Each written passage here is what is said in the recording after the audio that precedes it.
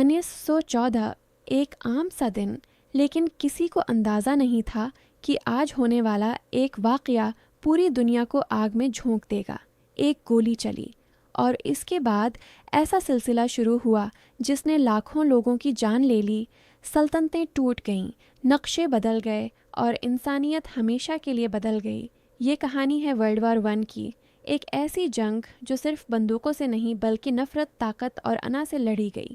لیکن سوال یہ ہے، کیا یہ جنگ واقعی ایک حادثہ تھی یا اس کے پیچھے کوئی بڑا کھیل چھپا ہوا تھا؟ ورلڈ وار 1 اچانک شروع نہیں ہوئی تھی، بلکہ اس کے پیچھے کئی سالوں سے بڑھتی ہوئی کشیدگی، طاقت کی جنگ اور خفیہ دشمنیاں موجود تھیں، جنہوں نے آہستہ آہستہ پورے یورپ کو ایک بارود کے ڈھیر میں تبدیل کر دیا تھا۔ سب سے پہلی بڑی وجہ تھی ملٹرزم، فوجی طاقت کا جنون۔ یورپ کے طاقتور ممالک جیسے جرمنی، برٹن اور فرانس اپنی فوجوں کو تیزی سے مضبوط کر رہے تھے۔ ہر ملک دوسرے سے زیادہ ہتھیار، بڑی فوج اور جدید ٹیکنالوجی حاصل کرنا چاہتا تھا، جس کی وجہ سے ایک خطرناک اسلحے کی دوڑ شروع ہو گئی۔ دوسری بڑی وجہ تھی الائنس سسٹم، اتحاد کا نظام۔ یورپ دو بڑے گروپس میں تقسیم ہو چکا تھا۔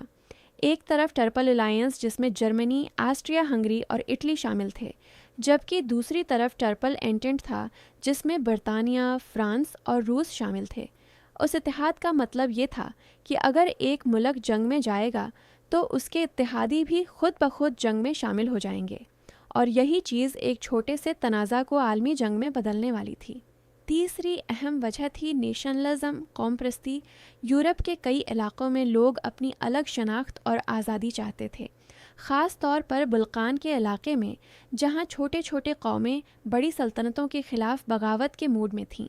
اس شدید قوم پرستی نے نفرت اور دشمنی کو مزید بڑھا دیا۔ چوتھی وجہ تھی امپیریلزم، نوآبادیاتی نظام۔ یورپی طاقتیں دنیا کے مختلف حصوں پر قبضہ کر کے اپنی سلطنتیں بڑھا رہی تھیں، خاص طور پر افریقہ اور ایشیا میں، جس کی وجہ سے بڑی طاقتوں کے درمیان مقابلہ اور ٹکراؤ بڑھتا گیا۔ آخر میں سب سے اہم بات یہ تھی کہ پورا یورپ ایک بارود کا ڈھیر بن چکا تھا، جہاں ہر ملک دوسرے پر شک کر رہا تھا، ہر طرف ہتھیار جمع ہو رہے تھے، اور بس ایک چھوٹی سی چنگاری کی ضرورت تھی، جو آگے چل کر ایک گولی کی صورت میں سامنے آئی۔ ورلڈ وار 1 کا اصل آغاز ایک ایسے واقعے سے ہوا جس نے پوری دنیا کو ہلا کر رکھ دیا۔ یہ واقعہ تھا اساسینیشن آف آرچ ڈیوک فرانز فرڈینانڈ۔ 28 جون 1914 کو آرچ ڈیوک فرانز فرڈینانڈ، جو کہ آسٹریا ہنگری کے ولی عہد تھے، اپنی اہلیہ کے ساتھ شہر ساراجیوو کے دورے پر تھے۔ اسی دوران ایک نوجوان قوم پرست گاوریلو پرنسپ نے ان پر فائرنگ کر دی اور وہ موقع پر ہی ہلاک ہو گئے۔ یہ واقعہ بظاہر ایک چھوٹا سا قتل لگتا تھا، لیکن اس کے پیچھے سیاسی اور علاقائی کشیدگی کی ایک لمبی کہانی چھپی ہوئی تھی، کیونکہ قاتل کا تعلق سرب قوم پرست گروا سے تھا اور آسٹریا ہنگری نے اس قتل کا الزام سربیا پر لگا دیا۔ اس کے بعد حالات تیزی سے بگڑنے لگے۔ آسٹریا ہنگری نے سربیا کو ایک سخت الٹیمیٹم دیا، جس میں کئی سخت مطالبات شامل تھے۔ سربیا نے کچھ مطالبات مان لیے، لیکن سب نہیں مانے، جس پر 28 جولائی 1914 کو آسٹریا ہنگری نے سربیا کے خلاف جنگ کا اعلان کر دیا۔ یہاں سے شروع ہوا ڈومینو ایفیکٹ، یعنی ایک کے بعد ایک ملک جنگ میں کود پڑا۔ رسیا نے سربیا کی حمایت میں اپنی فوج تیار کر لی، جس کے جواب میں جرمنی نے روس کے خلاف جنگ کا اعلان کر دیا۔ پھر جرمنی نے فرانس پر حملہ کیا، اور جب جرمن فوج نے بیلجیم کے راستے فرانس پر چڑھائی کی تو برٹن بھی جنگ میں شامل ہو گیا۔ یوں ایک چھوٹا سا واقعہ، ایک گولی، چند دنوں میں پوری دنیا کو جنگ میں دھکیل گیا، اور وہ کشیدگی جو سالوں سے بڑھ رہی تھی اب ایک خوفناک حقیقت بن چکی تھی۔ جب ورلڈ وار 1 شروع ہوئی تو یہ صرف دو ملکوں کی لڑائی نہیں رہی، بلکہ جلد ہی دنیا کی بڑی طاقتیں دو بڑے گروپس میں تقسیم ہو گئیں، جنہیں ایلیز اور سینٹرل پاورز کہا جاتا ہے۔ سب سے پہلے بات کرتے ہیں سینٹرل پاورز کی۔ اس گروپ کی قیادت جرمنی کر رہا تھا، جو اس وقت یورپ کی ایک طاقتور فوجی قوت بن چکا تھا۔ اس کے ساتھ آسٹریا ہنگری شامل تھا، جس نے جنگ کا آغاز کیا۔ بعد میں آٹومن امپائر، سلطنت عثمانیہ بھی اس اتحاد میں شامل ہو گیا، اور پھر بلغاریہ نے بھی ان کا ساتھ دیا۔ یہ سب ممالک مل کر الائز کے خلاف لڑ رہے تھے۔ دوسری طرف تھے الائز اتحادی طاقتیں، جن میں سب سے اہم ممالک برٹن، فرانس اور رشیا تھے۔ یہ ممالک شروع سے ہی سینٹرل پاورز کے خلاف کھڑے ہو گئے تھے۔ بعد میں 1917 میں یونائٹڈ اسٹیٹس بھی الائز میں شامل ہو گیا، جس نے جنگ کا رخ بدلنے میں اہم کردار ادا کیا۔ اس کے علاوہ اٹلی بھی شروع میں سینٹرل پاورز کے ساتھ تھا، لیکن بعد میں وہ الائز کی طرف آ گیا۔ اس طرح دنیا کی بڑی طاقتیں دو حصوں میں تقسیم ہو گئیں، اور یہ جنگ یورپ تک محدود نہ رہی بلکہ دنیا کے مختلف حصوں تک پھیل گئی۔ خاص طور پر مشرق وسطی، افریقہ اور ایشیا میں بھی اس کے اثرات دیکھنے کو ملے، کیونکہ ان بڑی طاقتوں کی کالونیز بھی اس جنگ کا حصہ بن گئیں۔ یہی وہ مرحلہ تھا جہاں ورلڈ وار ون ایک علاقائی تنازع سے نکل کر ایک حقیقی عالمی جنگ بن گئی۔ ورلڈ وار ون کی جنگ پہلے کی جنگوں سے بالکل مختلف تھی۔ یہ صرف میدان میں کھڑے ہو کر لڑنے والی جنگ نہیں تھی، بلکہ یہ ایک جدید اور خوفناک جنگ بن چکی تھی، جس میں نئی ٹیکنالوجی اور ہتھیار استعمال ہوئے۔ سب سے نمایاں چیز تھی ٹرینچ وارفیئر، خندقوں کی جنگ۔ یورپ کے میدان جنگ میں ہزاروں کلومیٹر لمبی خندقیں کھودی گئیں، جہاں فوجی مہینوں بلکہ سالوں تک رہتے تھے۔ یہ خندقیں کیچڑ، بیماریوں اور خوف سے بھری ہوتی تھیں۔ فوجی مسلسل دشمن کے حملے کے انتظار میں رہتے تھے اور ایک چھوٹی سی غلطی موت بن سکتی تھی۔ اس جنگ میں پہلی بار بڑے پیمانے پر پوائزن گیس، زہریلی گیس استعمال کی گئی، جیسے کلورین گیس، جو سانس کے ذریعے جسم میں جا کر انسان کو تڑپا کر مار دیتی تھی۔ یہ ہتھیار اتنا خوفناک تھا کہ سپاہیوں کے پاس بچاؤ کے لیے ماسک پہننا ضروری ہو گیا۔ اسی جنگ میں پہلی بار ٹینک میدان میں آئے، جو خندقوں کو عبور کر کے دشمن کے دفاع کو توڑنے کے لیے استعمال ہوتے تھے۔ اس کے علاوہ مشین گنز نے جنگ کو اور بھی خطرناک بنا دیا، کیونکہ ایک ہی وقت میں سینکڑوں گولیاں فائر کی جا سکتی تھیں، جس سے چند لمحوں میں درجنوں فوجی مارے جاتے تھے۔ فضا میں بھی جنگ لڑی گئی، جہاں پہلی بار فائٹر پلینز، جنگی طیارے استعمال ہوئے۔ شروع میں یہ صرف نگرانی کے لیے تھے، لیکن بعد میں ان پر ہتھیار لگا کر فضائی لڑائی شروع ہو گئی۔ سمندر میں سب مرینز، آبدوزیں استعمال ہوئیں۔ خاص طور پر جرمنی نے یو بوٹس کے ذریعے دشمن کے جہازوں کو نشانہ بنایا، جس سے سمندری راستے بھی غیر محفوظ ہو گئے۔ یہ تمام چیزیں مل کر ورلڈ وار ون کو ایک ایسی جنگ بنا رہی تھیں جہاں مرنے والوں کی تعداد بہت زیادہ تھی، لیکن زمین بہت کم حاصل ہوتی تھی، یعنی ایک چھوٹی سی جگہ کے لیے ہزاروں جانیں قربان ہو رہی تھیں۔ ورلڈ وار ون کے دوران کئی ایسی خوفناک اور فیصلہ کن لڑائیاں ہوئیں جنہوں نے پوری جنگ کا رخ بدل دیا اور لاکھوں انسانوں کی زندگیاں ختم کر دیں۔ سب سے پہلے ایک اہم محاذ تھا ویسٹرن فرنٹ، مغربی محاذ، جہاں جرمنی اور فرانس کے درمیان شدید لڑائی جاری رہی۔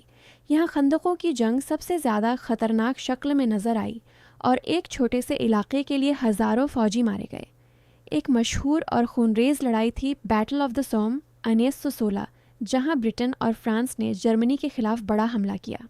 اس جنگ میں صرف ایک دن میں ہزاروں فوجی مارے گئے اور یہ تاریخ کی سب سے زیادہ خونریز لڑائیوں میں سے ایک بن گئی۔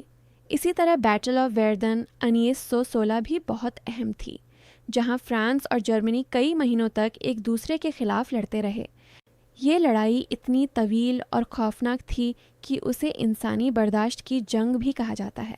سمندر میں بھی جنگ جاری تھی، جہاں جرمنی کی آبدوزیں، یو بوٹس، اتحادی ممالک کے جہازوں کو نشانہ بنا رہی تھیں، جس سے خوراک اور سپلائی لائنز متاثر ہو رہی تھیں۔ اسی دوران 1917 میں ایک اہم واقعہ پیش آیا جب یونائٹڈ اسٹیٹس نے جنگ میں باقاعدہ شمولیت اختیار کی، جس نے طاقت کا توازن مکمل طور پر بدل دیا، کیونکہ امریکہ کی تازہ فوج اور وسائل نے الائز کو بہت بڑا فائدہ دیا۔ جنگ کے آخری سالوں میں سینٹرل پاورز کمزور ہونے لگے۔ خوراک کی کمی، مسلسل شکستیں اور اندرونی بحران نے ان کی طاقت توڑ دی۔ ورلڈ وار ون کے ابتدائی سالوں میں یونائٹڈ اسٹیٹس نے خود کو جنگ سے دور رکھا اور اعلان غیر جانبداری نیوٹرالٹی کیا، لیکن جیسے جیسے جنگ شدت اختیار کرتی گئی، حالات بدلتے گئے اور امریکہ آہستہ آہستہ اس عالمی تنازع میں کھنچتا چلا گیا۔ سب سے بڑا موڑ تب آیا جب جرمنی نے انریسٹرکٹڈ سب مرین وارفیئر شروع کی، یعنی وہ سمندر میں بغیر کسی وارننگ کے دشمن ممالک کے جہاز ڈبو رہا تھا۔ اس دوران کئی امریکی اور غیر جانبدار ممالک کے جہاز بھی نشانہ بنے، جس سے امریکہ میں غصہ بڑھنے لگا۔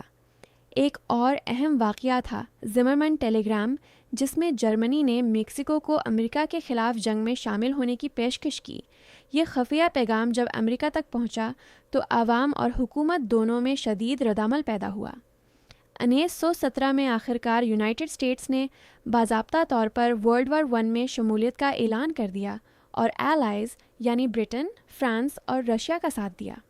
امریکہ کے جنگ میں آنے سے صورتحال مکمل طور پر بدل گئی، کیونکہ اس کے پاس تازہ فوج، جدید صنعتی طاقت اور وسیع وسائل تھے، جس نے جنگ کے توازن کو ایلائز کے حق میں کر دیا۔ امریکی فوجیں یورپ پہنچنا شروع ہو گئیں اور آہستہ آہستہ سینٹرل پاورز پر دباؤ بڑھتا گیا، جو پہلے ہی کئی محاذوں پر کمزور ہو رہے تھے۔ ورلڈ وار 1 کے آخری سالوں میں جنگ فعل کا پانسا مکمل طور پر پلٹ چکا تھا، کیونکہ جرمنی اور اس کے اتحادی سینٹرل پاورز ہر محاذ پر کمزور ہو رہے تھے، جبکہ یونائٹڈ اسٹیٹس کی تازہ فوج برٹن اور فرانس کے ساتھ مل کر مسلسل دباؤ بڑھا رہی تھی۔ جرمنی کے اندر بھی حالات خراب ہونے لگے۔ خوراک کی کمی، معاشی بحران اور جنگ سے تھکا ہوا عوامی طبقہ حکومت کے خلاف ہونے لگا، اور فوجی طاقت بھی آہستہ آہستہ کمزور پڑنے لگی۔ اسی دباؤ کے نتیجے میں 11 نومبر 1918 کو ایک تاریخی معاہدہ ہوا، جسے آرمسٹس آف 11 نومبر 1918 کہا جاتا ہے۔ اس معاہدے کے تحت لڑائی کو فوری طور پر روک دیا گیا اور جرمنی نے جنگ بندی قبول کر لی۔ یہ دن تاریخ میں اس وقت سے یاد کیا جاتا ہے جب ورلڈ وار 1 کا عملی طور پر خاتمہ ہوا، حالانکہ امن کے مکمل معاہدے بعد میں کیے گئے۔ اس جنگ کے ختم ہوتے ہی یورپ میں ایک نئی سیاسی صورتحال پیدا ہو گئی، پرانی سلطنتیں ٹوٹ گئیں اور دنیا ایک نئے دور میں داخل ہو گئی۔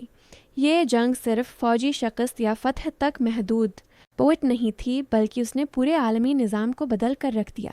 سب سے بڑا نتیجہ یہ تھا کہ جرمنی اور سینٹرل پاورز کو شکست ہوئی اور جرمنی پر سخت پابندیاں لگا دی گئیں، جس نے اس کی معیشت اور سیاست کو بہت کمزور کر دیا۔ اس کے بعد ایک اہم تاریخی معاہدہ ہوا جسے ٹریٹی آف ورسائلے کہا جاتا ہے۔ اس معاہدے میں جرمنی کو جنگ کا ذمہ دار ٹھہرایا گیا۔ اس پر بھاری جرمانے، فوجی پابندیاں اور علاقے چھیننے کی سزائیں لگائی گئیں۔ جنگ کے نتیجے میں کئی بڑی سلطنتیں ختم ہو گئیں، جیسے آٹومن امپائر، آسٹریا ہنگری اور روسی سلطنت، اور ان کی جگہ نئے ممالک اور نئے نقشے وجود میں آئے۔ اس جنگ میں لاکھوں فوجی اور عام شہری ہلاک ہوئے اور یورپ کی معیشت تباہ ہو گئی۔ کئی ممالک قرضوں اور بحران کا شکار ہو گئے۔ ایک اور بڑا اثر یہ تھا کہ یونائٹڈ اسٹیٹس ایک عالمی طاقت کے طور پر ابھر کر سامنے آیا، کیونکہ جنگ کے بعد اس کی معیشت اور اثر و رسوخ بہت بڑھ گیا۔ سب سے اہم بات یہ ہے کہ ورلڈ وار 1 نے مستقبل کی ایک اور بڑی جنگ کی بنیاد بھی رکھ دی، کیونکہ جرمنی پر سخت پابندیاں بعد میں ناراضگی اور انتقام کا سبب بنے، جس نے آگے چل کر ورلڈ وار 2 کی راہ ہموار کی۔ ورلڈ وار 1 صرف ایک پرانی جنگ نہیں تھی، بلکہ اس نے آج کی جدید دنیا کی بنیادیں رکھ دیں، چاہے وہ سیاست ہو، سرحدیں ہوں یا عالمی طاقتوں کا نظام۔ سب سے بڑا اثر یہ ہوا کہ دنیا کا سیاسی نقشہ مکمل طور پر بدل گیا۔ کئی پرانی سلطنتیں ختم ہو گئیں اور نئے ممالک وجود میں آئے، خاص طور پر جرمنی، ترکی، پہلے آٹومن امپائر کا حصہ، اور یورپ کے کئی نئے ریاستی نظام قائم ہوئے۔ اس جنگ نے یہ بھی ثابت کیا کہ اب جنگ صرف یورپ تک محدود نہیں رہی، بلکہ پوری دنیا ایک دوسرے سے جڑی ہوئی ہے۔ اسی وجہ سے آج بھی اگر کسی خطے میں جنگ ہوتی ہے تو اس کے اثرات پوری دنیا کی معیشت پر پڑتے ہیں۔ ایک بڑا اثر یہ بھی تھا کہ یونائٹڈ اسٹیٹس ایک عالمی سپر پاور کے طور پر ابھرنا شروع ہوا، جس نے بعد میں دنیا کی سیاست، معیشت اور فوجی نظام پر گہرا اثر ڈالا۔